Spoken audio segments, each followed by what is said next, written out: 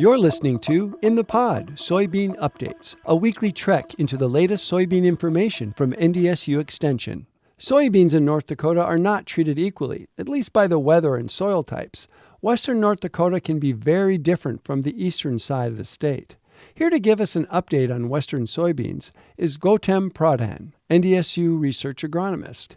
Gautam, tell us about your work at the NDSU Williston Research Extension Center. Thanks for having me, Bruce. I'm glad to be here and share some updates with your listeners.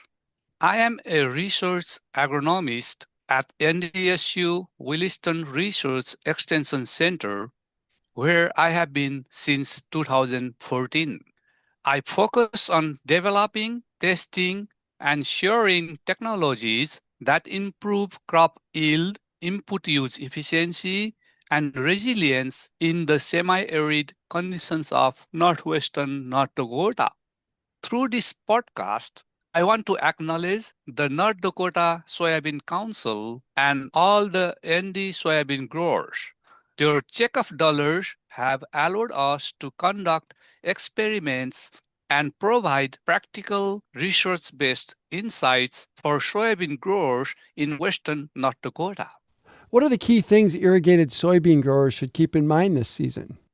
Well, our research shows crops are most sensitive to water stress during the pod development stage. Withholding irrigation at this time can reduce yields by up to a third.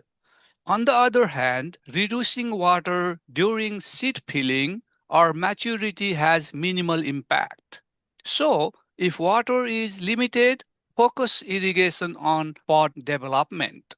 And if water is available, you can still conserve this scarce resource by holding back during the later stages.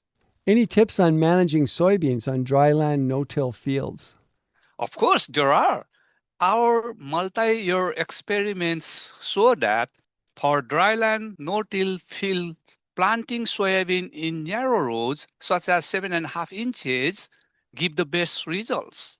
Wider rows, such as 15, 22.5, and 30 inches, often reduce yield.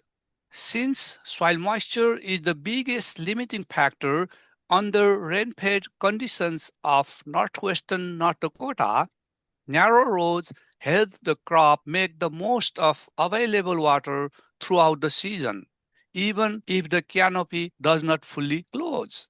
We also found no advantage to using seed treatments under these conditions, which can help save input costs. Gautam, how is the soybean crop shaping up this year in western North Dakota?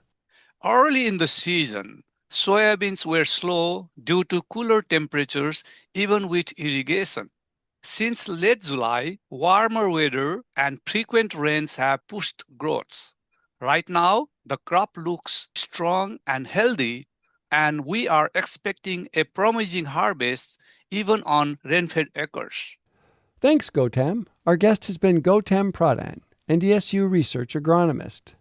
You're listening to In the Pod, Soybean Updates, a weekly trek into the latest soybean information from NDSU Extension, supported by the North Dakota Soybean Council.